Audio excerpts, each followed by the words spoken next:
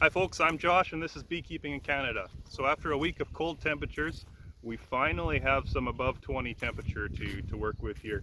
Overnight lows are down near 10 and that's perfect weather for the brood nest to really start ramping up. The bees will break cluster a little bit during the night and be able to cover a bit of a larger area, and that would allow the hives to expand and them to cover more brood. So really looking forward to what the forecast has in store for us.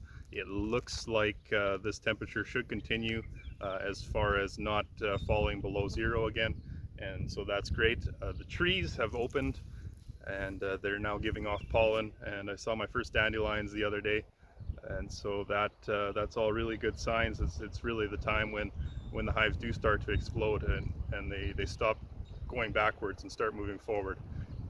So the bees have completely quit taking the supplement out of the open feeders. So we'll probably put those away a little bit later today. The bees will no longer be needing them with it appears to be an abundance of natural pollen coming in, and so that's a good sign as well. Those of you who have watched some of my prior videos will know that we run 2 colonies per brood box, and so they operate as a single unit with 2 queens, and sometimes those units they shift over to one side of the box like you would see in a regular deep brood box. And so we're just going to go through and make sure that they have an even number of brood frames on either side of the divider in the middle, and just do a quick check of each colony to see how they're faring. I have about, I think, 30 left to go. I did most of them the other day.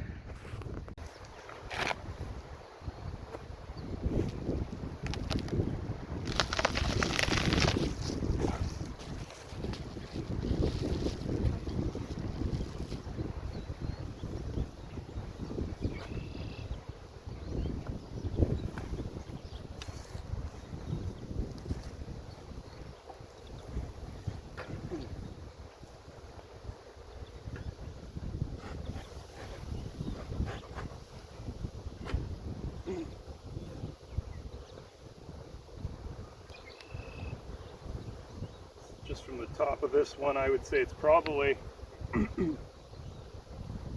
least 2.5 to 3 frames on this side of brood, and possibly 2 frames on the other side. And that's kind of typical of what I'm seeing right now.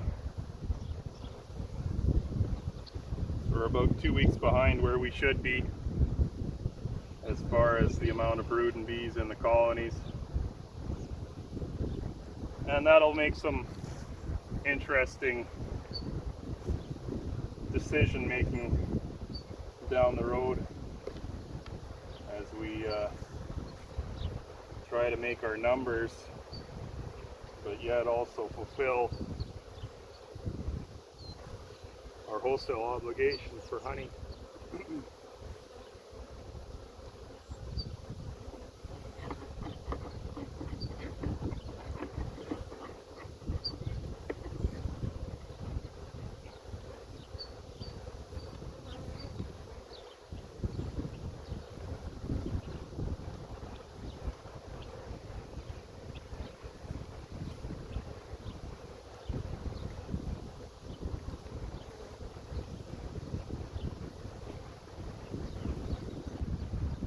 Hatching brood, and she's filled those cells right back up on that one.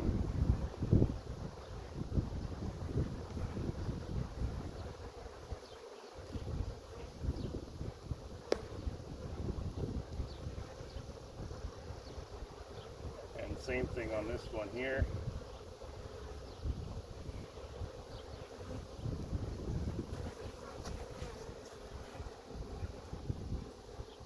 Beautiful 2019 queen there.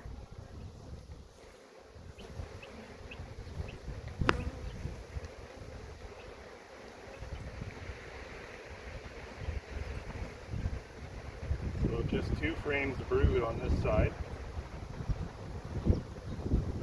This is packed with pollen and feed. And this frame is actually full of eggs on this side, so what I'm going to do, just to help them out, I'm going to flip that frame right around, put the pollen to the outside.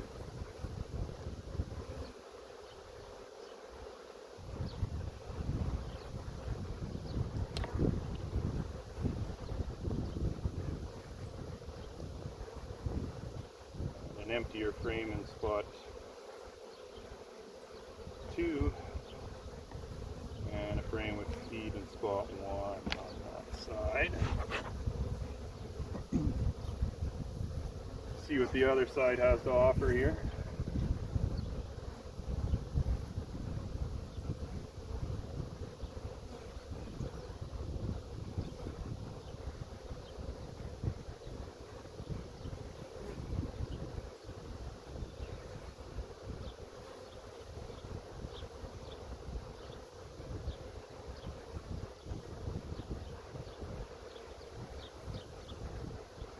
A colony like this will build up in the next 4 weeks.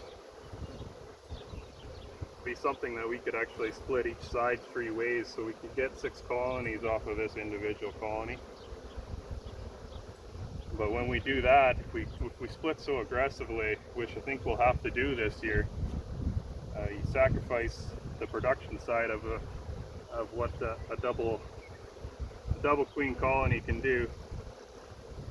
And this one's, she's laying on the 3rd frame there. This is an unmarked queen.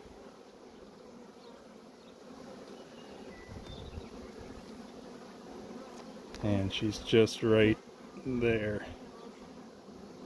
Nice black color on this one. So we should be seeing 2.5 frames of brood on this side.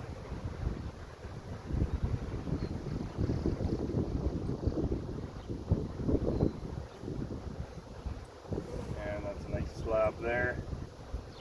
Hatching, and eggs and larvae on that side.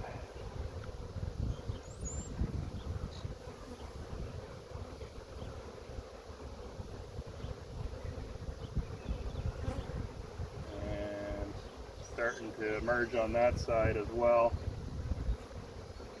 And a mix of brood and pollen on that side.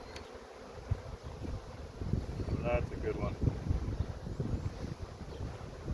They all look like that. Today, I'm actually fairly happy considering what we've gone through for weather. Weather really set back the colonies.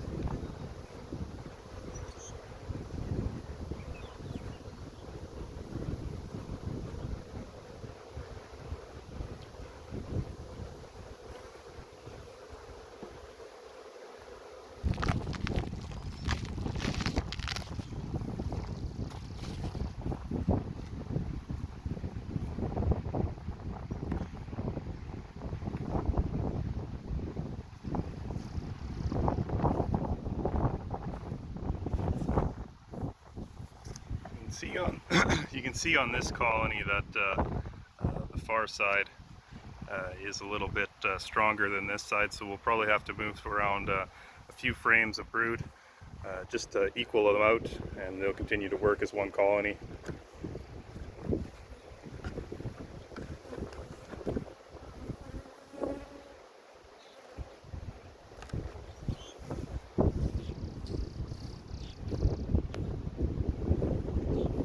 Inside these boxes, they work like a single unit, just with 2 queens, and so what happens, as with in your regular deep hives, is that sometimes the colony, it moves its way over to one side of the box, and you have to readjust it so that it's centered, and the queen can lay on either side of the cluster. So that's essentially what we're doing here today.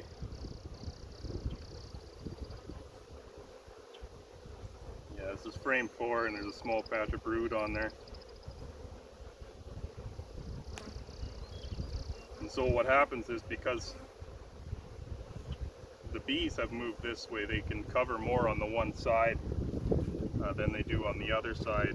And you can't say that it's the queen's fault on this side because the bees have actually just moved over, so you got to give the queen a fair shake on both sides.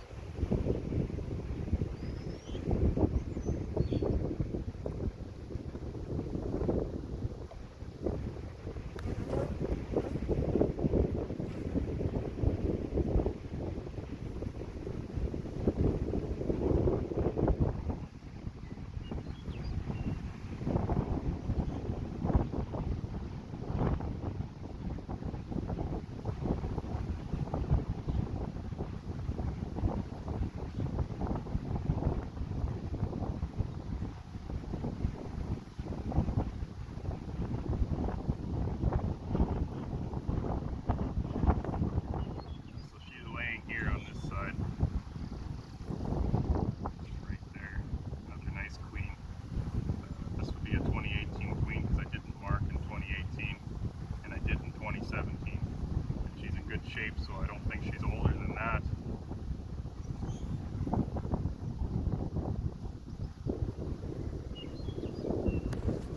Fairly good pattern considering the weather we've had, and she's filled up all the cells that have emerged, so it's actually a good queen. So what I'll do is I'll just snag one of these frames of brood here.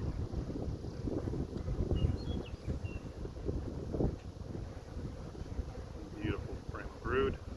Make sure there's no queen on there.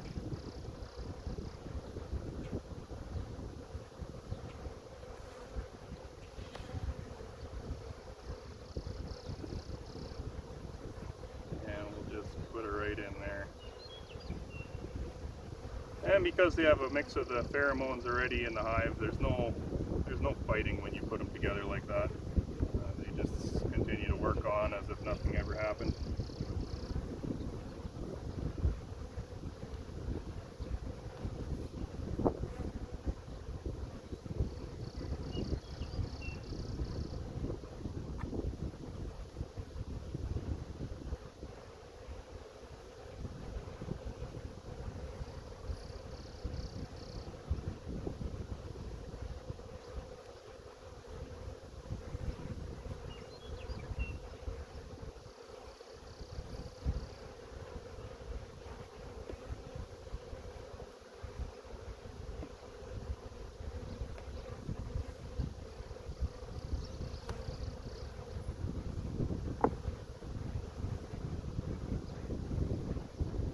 That's all we need to do on this one.